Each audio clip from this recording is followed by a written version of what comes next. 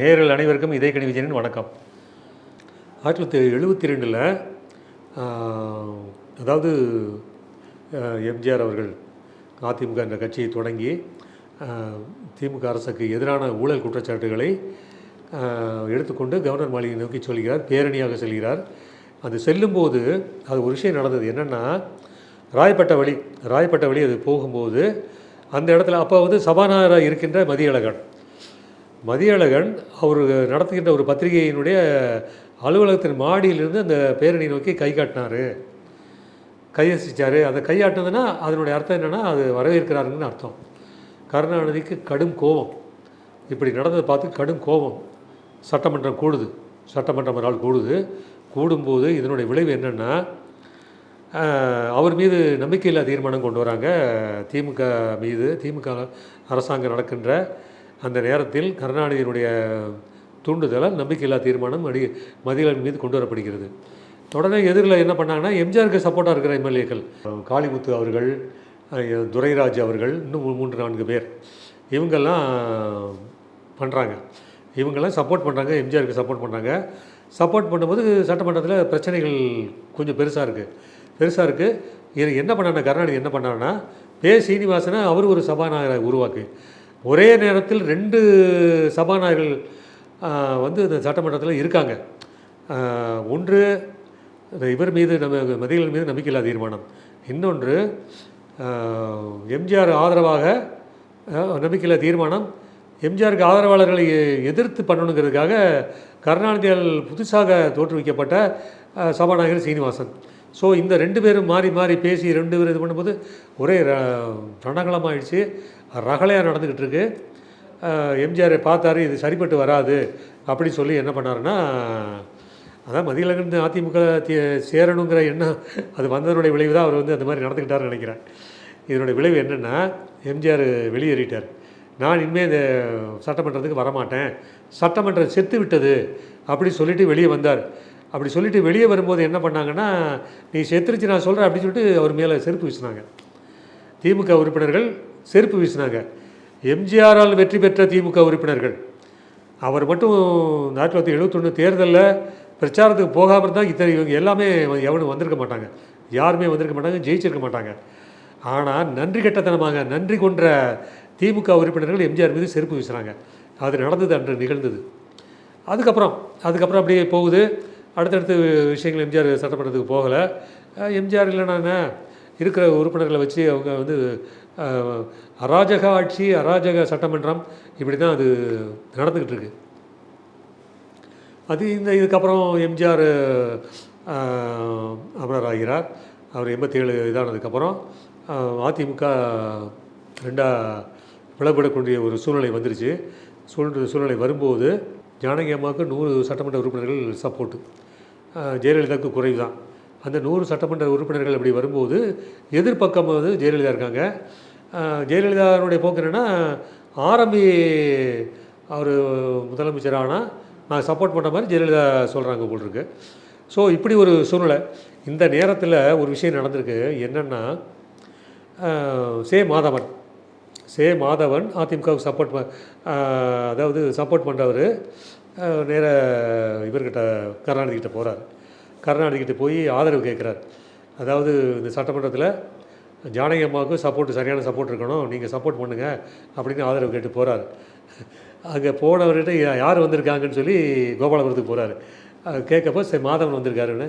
எந்த மாதவன் வந்திருக்காரு, யார் அந்த மாதவன் அப்படி சொல்லி கருணாநிதி சொல்லியிருக்கார். அவர் உடனே ஷாக் ஆகிட்டார். அப்போ நம்ம சொல்கிற விஷயம் எடுபடாது, ஏன்னா அவர் ஆதரிக்க விரும்பலை. எதுக்காக வந்திருக்காருன்னு தெரிஞ்சுக்கிட்டார். அவர் ஆதரிக்க விரும்பலை, அதனால் இவர் வந்துட்டார். வந்ததனுடைய விளைவு என்னென்னா, காங்கிரஸுக்கு கழுத்தரிச்சிச்சு. அந்த நேரத்தில் கழுத்தறுப்பு பண்ணிடுச்சு. இன்றைக்கி காங்கிரஸ் இன்றைக்கும் தேரலை, அன்றைக்கும் தேரலை. காங்கிரஸ் கழுத்தறுப்பு என்னென்னா, ஒன்றுபட்ட அதிமுகவை தான் நான் சப்போர்ட் பண்ண முடியும். ஜெயலலிதா ஒரு பக்கம் இருக்காங்கன்னா, ஜானகி இருக்காங்கன்னா யாருக்கு ஆதரவு இல்லை. 2 பேரும் ஒன்று சேர்ந்து சட்டமன்றத்தை நடத்துங்க, நீங்கள் கட்சியை நடத்துங்க அப்படின்னு சொல்லி அங்கே சொல்கிறாங்க. அது வேணுமுன்னே பண்ணுற விஷயம்.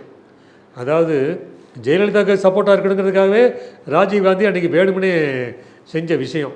அதனுடைய விளைவு என்னென்னா, 21 நாள்லேயே ஜானகி அம்மாவுடைய அரசாங்கம், அவங்க தலைமையை ஏற்று நடத்திய, முதல்வராக இருந்து நடத்திய அரசாங்கம் கவுந்து போச்சு.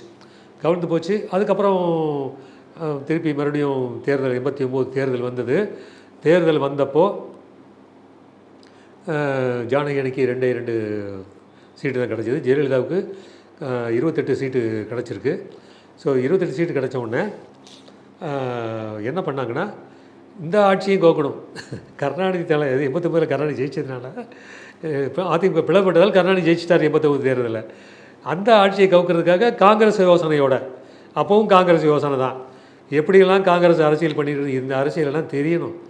கேவலமாக அரசியல் நடத்தியிருக்காங்க. ராஜீவ்காந்தி இந்த கேவல அரசியலில் தான் இன்றைக்கி வந்துக்கிட்டு இருக்கார். அப்படி வந்தப்போ அன்றைக்கி அவங்க சொன்னார்னு சொல்லிட்டு திட்டமிட்டு ஜெயலலிதா என்ன பண்ணாங்கன்னா, சட்டமன்றத்துக்குள்ளே போகிறாங்க. சட்டமன்றத்துக்குள்ளே போகிறவங்க என்ன பண்ணாங்கன்னா, அந்த ஆட்சியை கவுக்கிறதுக்கு என்னமோ ரகலை பண்ணணும், சட்டமன்றத்தில் ரகலை பண்ணணும். அதுக்காக என்ன பண்ணால், அவங்க திட்டத்தினுடைய ஒரு கட்டம் தான் இது. பட்ஜெட்டு வாசிக்கிறாரு கருணாநிதி. பட்ஜெட்டு புத்தகத்தை எடுத்து வாசிக்கிறார் கருணாநிதி.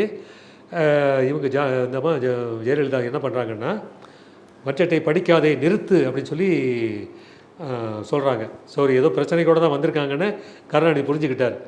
என்ன பண்ணாருன்னா, அவருக்கு எப்படிப்பட்ட ஆள்,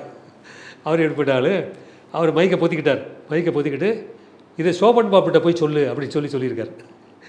மைக்கை பொத்திக்கிட்டால் அது வந்து இந்த குரல் பதிவாகாது இல்லையா, சட்டமன்ற அந்த குறிப்புகள் அது வராதுங்கிறதுனால மைக்கை பொத்திக்கிட்டு சோபன் பாட்டு சொல்லு அப்படின்னு சொன்ன உடனே அவ்வளோதான். அவராவது இந்த அம்மா அதுவே திட்டத்தோடு தான் வந்திருக்காங்கன்னு தெரிஞ்சுக்கிட்டு பேசாமல் இருந்திருக்கலாம் இல்லையா, இல்லை ஏதாவது ஒன்று செஞ்சுருக்கலாம். இந்த வார்த்தையை சொன்னோடனே அவங்க இன்னும் ஜாஸ்தி ஆகிட்டாங்க, எகிரிட்டோடனே ஒரே ரகலை. பட்ஜெட்டை அந்த பேப்பர்லாம் கிழிச்சு எரிஞ்சு ரகலை பண்ணவுடனே இவங்க ஜெயலலிதா வேணால் அது பொம்பளைன்னு பார்க்காம திமுக உறுப்பினர் சும்மாவே பாய்வாங்க. இது சட்டமன்றத்தில் ரொம்ப அழகாக இருக்கிற ஜெயலலிதா கண்டாங்க, சும்மா இருப்பானுங்களா, பாஞ்சு தலைமுடியை களைச்சி பிடிச்சி இழுத்து சேலையை கிழித்து அதில் தான் துரைமுருகன் அதை செஞ்சார். ஜெயலலிதா வந்து இந்த வேலையை பண்ணார் அப்படின்னு சொல்லி துச்சாதனன் துரைமுருகன் அன்றைக்கி ஒரு பேர் இருந்துச்சு. அது பின்னாடி ரொம்ப நாள் வரைக்கும் அந்த பேர் இருந்தது. இன்றைக்கி நிறைய பேர் மறந்துட்டாங்க. துச்சாதனன் துரைமுருகன் சொன்னாங்க அன்றைக்கி. அந்த மாதிரி தான் பண்ணாருங்கிற மாதிரி சொன்னோடனே இவங்க ரகலையாக வெளியே வந்து தலைமுடியெல்லாம் களைஞ்சி போய் வெளியே வந்து ஒரு ஆர்ப்பாட்ட அரசியல் பண்ணி வெளியேறிட்டாங்க. அதாவது கே.கே. ராமச்சந்திரனும் திருநாவுக்கரசும் அந்த மாதிரி சட்டமன்றத்திலேருந்து வெளியே கூட்டு போனாங்க, பாதுகாப்பாக கூட்டு போனாங்கிற மாதிரி அன்று நடைபெற்ற அரசியல் நிகழ்வுகள். இந்த ரகலையினுடைய விளைவு இன்னொரு பக்கம் என்னென்னா, திமுக ஆட்சியை கலைக்கணுங்கிற ஒரு தீர்மானத்தோடு தான் இவங்களும் இருந்திருக்காங்க. காங்கிரஸும் சுப்பிரமணிய சாமி, பூட்டா சிங்கை வந்து அன்றைக்கி அவர் சொல்லித்தான் இந்த ரகலை நடக்குது, இப்படி போய் பண்ணுங்கன்னு சொல்லி பூட்டா சிங் காங்கிரஸ் கேவலமான அரசியல் பண்ணியிருக்கேன் இன்றைக்கி காங்கிரஸ். இன்றைக்கி பிஜேபி பற்றி சொல்கிறாங்க, என்னென்ன கேவலமாக எல்லாம் வந்து அரசியல் நடத்தியிருக்காங்க காங்கிரஸுக்கு. இதெல்லாம் உதாரணம். பூட்டா சிங் சொல்லி தான் ஜெயலலிதா அந்த வேலை பண்ணி வெளியே வந்திருக்காங்க. கலைஞ்சி போய் முடிகள்லாம் கலைஞ்சி ஒரு மாதிரி ஒரு இதோட வெளியே வந்திருக்காங்க. வெளியே வந்ததுக்கப்புறம் திருப்பி மறுபடியும் சும்மா இருந்துப்பாங்களா அவங்க காங்கிரஸ் திமுகவை வெளியே அப்புறப்படுத்தணும், ஆட்சியை அப்புறப்படுத்தணும். அது சுப்பிரமணிய சாமி பேசி, பூட்டா சிங் பேசி அதுக்கு ஒரு திட்டம் வகுத்து, விடுதலை புலிகளுக்கு இந்த இயக்கம் இந்த திமுக சப்போர்ட் பண்ணுது, திமுக அரசாங்கம் சப்போர்ட் பண்ணுது அப்படின்னு சொல்லி அது இருந்ததோ இல்லையோ, அதாவது சப்போர்ட் பண்ணாங்கிறது இருந்தால் கூட இவங்க சொல்கிற ரேஞ்சில் கிடையாது. அது சொல்லி அந்த குற்றச்சாட்டை சொல்லி திமுக ஆட்சியை அன்றைக்கி கலைச்சாங்க. இது அப்படி நடந்தது அன்றைக்கி. அது மாதிரி நடந்தது. இதுக்கப்புறம் பாருங்கள், ஜெயலலிதா திருப்பி 82 அதிமுக 2 ஒன்றுபட்டு இதாகி ஒன்று சேர்ந்து அப்புறம் 99 தேர்தல் நடந்து ஜெயலலிதா வெற்றி பெற்றார்கள். ராஜீவ்காந்தி மரணம் அவங்களுக்கு இந்த வெற்றியை கொடுத்தது. அந்த கொடுத்ததுக்கப்புறம் இவங்களுடைய அட்ராசிட்டி ஆட்சி சரியில்லைன்னு சொல்லி 96 தோற்கடிக்கப்பட்டது. 96 தோற்கடிக்கப்பட்டது அதிமுக. அதாவது 160 சீட்டு வந்த 91 வந்த அதிமுக 2096 4 சைடு தான் வந்தது. ஸோ இதுக்கப்புறம் தன்னை திருத்திக்கிட்டு அவங்க கொஞ்சம் அரசியலில் கொஞ்சம் போக்கை மாற்றிக்கொண்டு 2001 தேர்தலில் மறுபடியும் வெற்றி பெற்றார் ஜெயலலிதா. அதுக்கப்புறம் அது ஏற்பட்ட குளறுபடிகள் கோளாறுகள்னால 2006 திருப்பி திமுக ஆட்சிக்கு வந்தது. அதாவது மைனாரிட்டி அரசாங்கம் அப்போ தான் வந்து சொல்ல ஆரம்பித்தாங்க. மைனாரிட்டி அரசாங்கம்னு சொன்னாங்க. அப்போ காங்கிரஸ்னால தான் திமுக 90 சீட்டில் ஆட்சி நடத்துகிறது திமுக. அப்போவும் அவங்களுக்கு வந்து மந்திரி பதவி கூட்டணி ஆட்சி கிடையாது, ஒன்றும் கிடையாது சொல்லிட்டாங்க. வேறு வழி இல்லாமல் காங்கிரஸ் சப்போர்ட் பண்ணிச்சு. அதாவது தன்மானமே இல்லாத காங்கிரஸ்ன்னு சொல்கிறதுக்கு இதுதான் காரணம்.